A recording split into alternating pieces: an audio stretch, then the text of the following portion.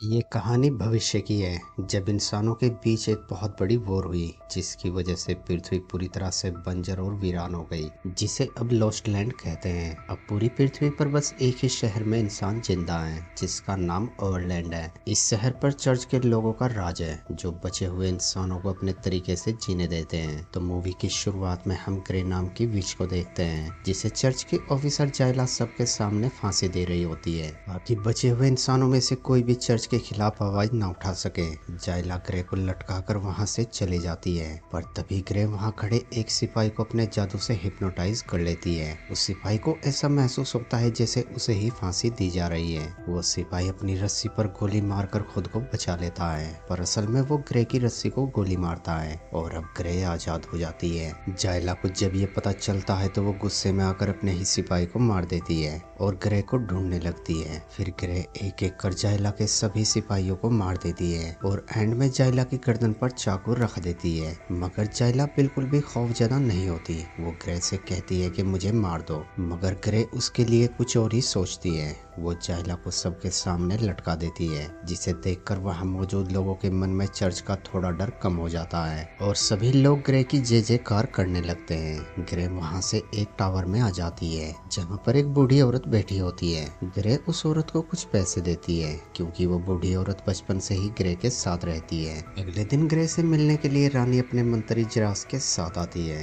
रानी grey को एक काम देती है। वो कहती है कि मुझे सेफ शिफ्टर यानी उस भेड़िए की खाल चाहिए जो रूप बदल सकता है। यहाँ आपको बता दे दोस्तों कि ग्रे को इच्छा पूरी करने का श्राप होता है, यानी ना चाहते हुए भी उसे लोगों की इच्छा पूरी करनी होती है, मगर उसके लिए ग्रे अच्छे खासे पैसे लेती है और रानी भी मोटी रकम के साथ डील फिक्स कर लेती है। ग्रे उसे कहती है कि मुझे इस काम को पूरा करने के लिए एक हंटर की जरूरत पड़ेगी जो उसे मारेगा और मैं उसकी शक्ति आपके लिए ले आऊंगी। इस पर रानी उसे कहती है कि ये काम अगले मून यानी 6 दिन के अंदर हो जाना चाहिए। ये कहकर रानी वहां से चली जाती है। फिर हम बॉयस नाम के हंटर को देखते हैं, जो एक टनल के अंदर आकर रुकता है। तभी उसे एहसास होता है कि कुछ लुटेरे छिपकर उसका इंतजार कर रहे हैं। बॉयस उन्हें कहता है कि मैं जानता हूँ कि तुम यहाँ पर छिपकर मेरा इंतजार कर रहे हो। ये सुनकर वो सारे लोग बाहर आ जाते हैं। उनमें से एक आदमी बॉयस की गन उठा लेता है, मगर उसकी गन पर एक दो मुंहा सांप होता है जो उस आदमी को मार देता है। वहीं बॉयस भी कुछ मिनटों में ही उन सबको खत्म कर अपने सांप को उठाकर वहां से चला जाता है। दूसरी तरफ ग्रे अपनी शक्ति से उस भेड़िए की लोकेशन का पता लगाने लगती है, जहां वो देखती है कि लास्ट बार उस भेड़िए को लॉस्ट लैंड में देखा गया था। उधर हम ओवरलैंड के राजा को देखते हैं, जो कि बहुत ज्यादा बीमार होता है। रानी अपने पति से नफरत करती है क्योंकि वो किसी भी काम का नहीं है, इसीलिए रानी का अफेयर हंटर बॉयस के साथ है। बॉयस जब रानी से मिलकर वापस जा रहा होता है, तभी दो सिपाही उसे रोक लेते हैं, मगर बॉयस बहुत होशियार होता है। वो उन्हें अपनी श्राप से ही जला देता है और वहां से एक बार में आ जाता है। तभी उसके पास ग्रे आती है, क्योंकि बॉयस लॉस्ट लैंड के बारे में सबसे ज्यादा जानता है। ग्रे उसे सारी बात बताती है, तो बॉयस उसे कहता है कि ठीक है, तुम मेरे साथ एक दांव खेलो। अगर तुम मुझे हरा देती हो तो मैं तुम्हारे साथ चलूंगा, वरना तुम अपने सारे पैसे यहाँ छोड़कर चली जाओगी।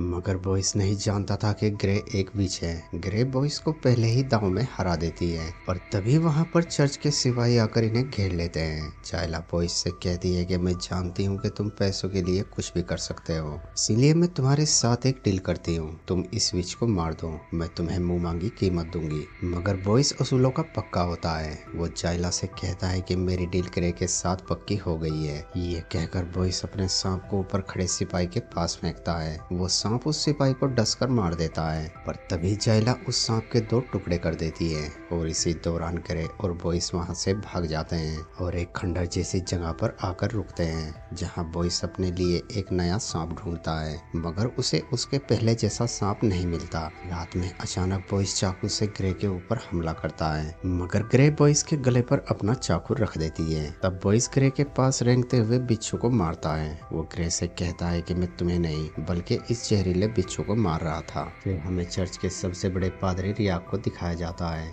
जो लोगों से कहता है कि हम तुम्हें बचाने के लिए विचिस और डीमन का खात्मा करते हैं ताकि आप सभी आराम से अपनी लाइफ गुजार सकें। यहाँ लोग ऊपर से तो प्रे करने का नाटक कर रहे थे, मगर इनके बीच में एक पर्ची घूम रही थी, यानी अब चर्च में भी बगावत शुरू होने वाली थी। प्रे खत्म होने के बाद रियाक को भी उस पर्ची के बारे में पता चल जाता है। वो जायला से कहता है कि उस विच को ये लोग अपने आंदोलन की नई चिंगारी समझ रहे हैं, इसीलिए ग्रे को जल्दी से ढूंढ कर लाओ और इन लोगों के सामने फांसी दो ताकि इन लोगों की बगावत यहीं पर दम तोड़ दे। तभी जायला के सिपाही ग्रे की दोस्त उस बूढ़ी औरत को पकड़कर रियाक के पास लाते हैं और उसे बहुत ज्यादा टॉर्चर करते हैं और उससे पूछते हैं कि ग्रे कहाँ गई है। वो बूढ़ी औरत उन्हें बताती है कि कुछ दिन पहले रानी अपने मंत्री के साथ ग्रे के पास आई थी। रानी ने ग्रे को कुछ काम दिया था, उसे ही पूरा करने के लिए वो गई है। ये सुनकर रियाक जायला से कहता है कि ग्रे को जल्दी ढूंढो और पता लगाओ कि रानी ने ग्रे को क्या काम दिया है। उधर बॉयस और ग्रे टेलिंग पोस्ट नाम की जगह पर आ जाते हैं, जहाँ पर मारा और उसका भाई रोज रहते हैं। मारा बॉयस की पुरानी गर्लफ्रेंड है। यहाँ बॉयस ग्रे को बताता है कि वो रूप बदलने वाला भेड़िया हमें अगले 7 दिनों में मिल जाएगा। तो ग्रे उसे कहती है कि वो भेड़िया मुझे 5 दिनों के अंदर चाहिए। तो बॉयस उसे कहता है कि फिर तो हमें एक खतरनाक शॉर्टकट लेना होगा, तभी 5 दिन में हम उस जगह तक पहुंच सकते हैं। अगले दिन ये दोनों मारा और उसके भाई को अलविदा कहकर वहां से निकल जाते हैं। यहाँ बॉयस ग्रे को बताता है कि ये तुमने आखिरी इंसान देखे हैं, इसके बाद आगे तुम्हें कोई भी इंसान नजर नहीं आएगा। उधर जायला एक ट्रेन लेकर बॉयस और ग्रे की तलाश में निकल पड़ती है। जायला मारा और उसके भाई को बंदी बनाकर बहुत टॉर्चर करती है। अपने भाई की जान बचाने के लिए मारा उन्हें बता देती है कि बॉयस ग्रे को लेकर स्किल रिवर जा रहा है, जिसके बाद जायला मारा के भाई को मारकर उनका घर जला देती है। वहीं रानी रियाक के पास आती है और उसे कहती है कि किससे पूछकर तुमने ट्रेन का इस्तेमाल किया है और शहर के सारे सिपाहियों को भी तुमने जायला के साथ भेज दिया है। अब शहर की सुरक्षा का क्या होगा? इस पर रियाक रानी से कहता है कि मुझे तुम्हारे इरादों के बारे में पता है। तो रानी उसे कहती है कि तुमने मेरे बारे में जो कुछ भी सुना है वो सब झूठ है। जिसके बाद रियाक जायला को कॉल करता है और उसे कहता है कि मुझे रानी के बारे में सच पता चल गया है। अगर हमने रानी को गद्दारी करते पकड़ लिया और बीमार राजा मर गया तो पूरा शहर हमारे कब्जे में होगा। वहीं बॉयस और ग्रे द रिफ्ट नाम की जगह पर आ जाते हैं, जहां हर तरफ टूटी फूटी बिल्डिंगें होती हैं।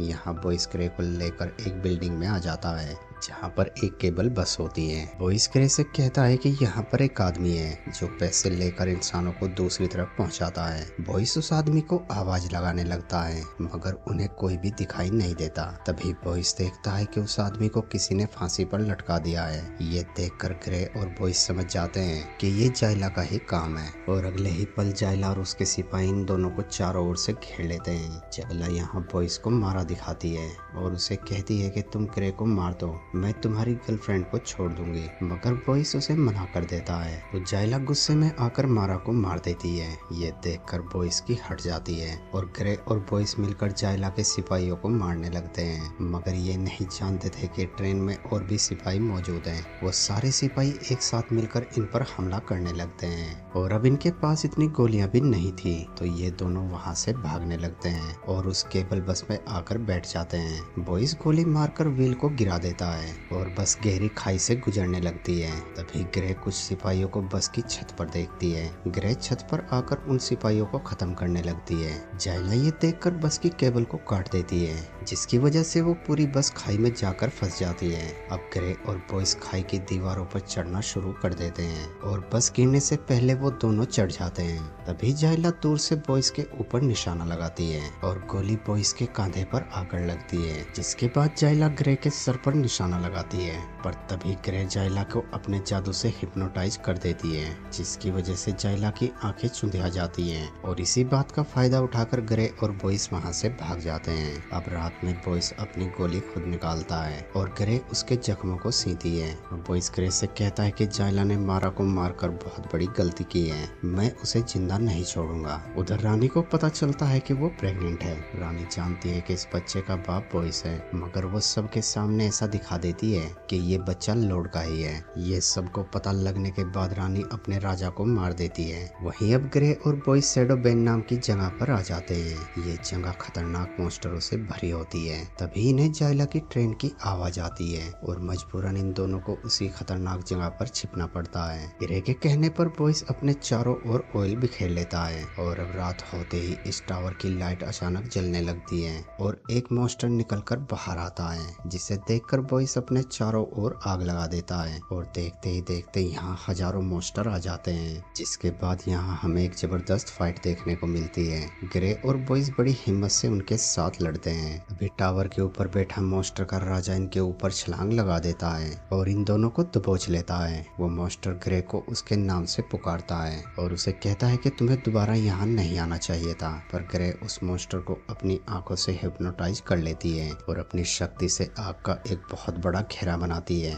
जिसमें वो सभी मॉन्स्टर जलकर मर जाते हैं। बॉयज ग्रे से पूछता है कि वो मॉन्स्टर तुम्हारा नाम कैसे जानता था, तो ग्रे उसे बताती है कि ये कभी मेरा घर था। इस जगह पर कभी एक बेशकीमती खजाना छिपा था, जिसे लेने के लिए यहाँ बहुत सारे लोग आए, मगर वो सब के सब मॉन्स्टर में बदल गए। वहीं दूसरी तरफ रियाक पूरी जनता के सामने ऐलान करता है कि हमारे राजा मर चुके हैं और हमारी रानी प्रेग्नेंट है, तो उनका बच्चा ही हमारा अगला राजा होगा। पर ये खबर सुनकर भी वहाँ मौजूद लोग खामोश रहते हैं, जिन्हें देखकर जिराइस हवा में गोली चलाता है कि वो सारे लोग रानी की जय जयकार कर सके। और अब रानी अपनी नई चाल चलती है। वो जिराइस को अपने प्यार के जाल में फंसाती है ताकि वो उसकी सेना को अपने फायदे के लिए इस्तेमाल कर सके। वहीं दूसरी तरफ बॉयज और ग्रे फायरफील्ड नाम की जगह पर आ जाते हैं, जहां बॉयज ग्रे को बताता है कि हम कल तक अपनी मंजिल पर पहुंच जाएंगे, पर मैं तुम्हें बता दूं कि उस भेड़िए से लड़ना आसान नहीं होगा। ये सुनकर ग्रे उसे उसका इनाम देती है और बॉयज से कहती है कि तुम्हारा काम पूरा हुआ, तुम चाहो तो वापस जा सकते हो। मगर बॉयज वापस जाने से इनकार कर देता है।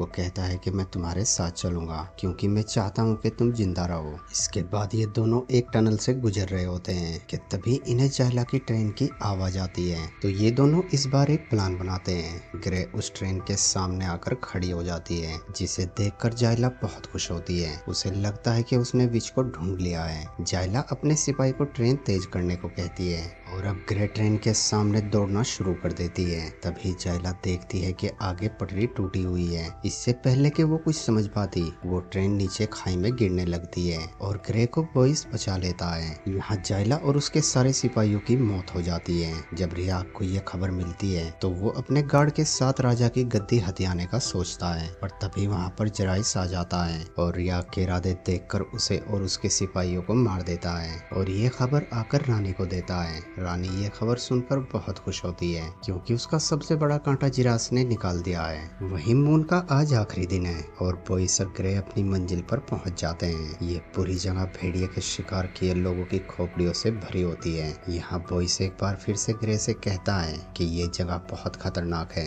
हमें यहाँ से लौट जाना चाहिए, मगर ग्रे उसे मना कर देती है। और अब रात होने पर ग्रे अपने हाथों में चांदी के पंजे पहनती है। तभी फुल मून हो जाती है और कहानी में एक नया ट्विस्ट आता है। दरअसल वो भेड़िया और कोई नहीं बल्कि बॉयज ही होता है। बॉयज भेड़िए के रूप में आते ही ग्रे के ऊपर हमला कर देता है। हालांकि ग्रे उसे अपनी शक्तियों से रोकने की कोशिश करती है, मगर वो भेड़िया बहुत ही ताकतवर होता है। अब ग्रे अपनी शक्ति से एक भ्रम पैदा करती है जिसमें बहुत सारे पक्षी उस भेड़िए के ऊपर हमला करते हैं। जब वो भेड़िया एक बड़े पक्षी को पकड़ने आता है तभी ग्रे वो चांदी के पंजे उस भेड़िए के सीने में घुसा देती है, जिसकी वजह से वो भेड़िया बहुत ज्यादा कमजोर हो जाता है। पर तभी चांद बादलों में छिप जाता है और बॉयज एक बार फिर से इंसानी रूप में आ जाता है। तब तक ग्रे बॉयज को जंजीरों से बांध देती है और यहाँ हमें पता लगता है कि जब ग्रे ने उसके जख्मों को सिया था तो उसने एक चांदी का सिक्का बॉयज के अंदर छोड़ दिया था, जो कि धीरे धीरे उसकी जान ले रहा था, क्योंकि ग्रे पहले ही जान गई थी कि बॉयज ही वो भेड़िया है। अब ग्रे बॉयज को मारने लगती है तो बॉयज ग्रे के सामने अपनी आखिरी इच्छा रखता है, जो कि ग्रे को पूरी करनी होगी, क्योंकि यही तो उसका श्राप है। बॉयस उसे कहता है कि मैं तुमसे प्यार करता हूँ और मैं हमेशा तुम्हारे साथ रहना चाहता हूँ। इस पर ग्रे उसे कहती है कि ये हो तो सकता है, मगर इसकी तुम्हें भारी कीमत चुकानी होगी। और तभी चांद बादलों से बाहर आ जाता है, जिसके बाद बॉयस फिर से भेड़िया बन जाता है। पर इस बार ग्रे उसका सीना चीर देती है, जिसकी वजह से उसकी मौत हो जाती है। अगली सुबह ग्रे उस भेड़िए की खाल लेकर रानी के पास जाने लगती है। ग्रे जैसे ही शहर के अंदर एंटर होती है तो सभी मजदूर उसकी जय जयकार करने लगते हैं। ग्रे उस खाल को जराइस को देती है और उसे बताती है कि रानी इस खाल को पहनकर किसी का भी रूप ले सकती है। जराइस उस खाल को लाकर रानी को देता है और उसे बताता है कि वो भेड़िया और कोई नहीं बल्कि बॉयस था, जिसे ग्रे ने मार दिया है। ये खबर सुनते ही रानी पूरी तरह से टूट जाती है, क्योंकि वो बॉयस से बहुत ज्यादा प्यार करती थी। यहाँ जराइस रानी के सामने बॉयस के बारे में भला बुरा कहने लगता है, तो रानी गुस्से में आकर जराइस को भी मार देती है। वहीं अब मजदूर विद्रोह शुरू कर देते हैं और महल के अंदर घुस जाते हैं। उधर सुबह होने पर सूरज की किरण पड़ते ही बॉयस की खाल अपने आप जलने लगती है और बॉयस दोबारा जिंदा हो जाता है। जिसके बाद बॉयस वहाँ से सीधा ग्रे के पास आता है और इस तरह से बॉयस अब हमेशा के लिए अमर हो जाता है और ये दोनों साथ साथ रहने लगते हैं और इस शहर को छोड़कर कहीं दूर चले जाते हैं। और इसी सीन के साथ इस मूवी का एंड हो जाता है। दोस्तों, वीडियो अच्छी लगी हो तो वीडियो को लाइक और चैनल को सब्सक्राइब जरूर करना। Thanks for watching.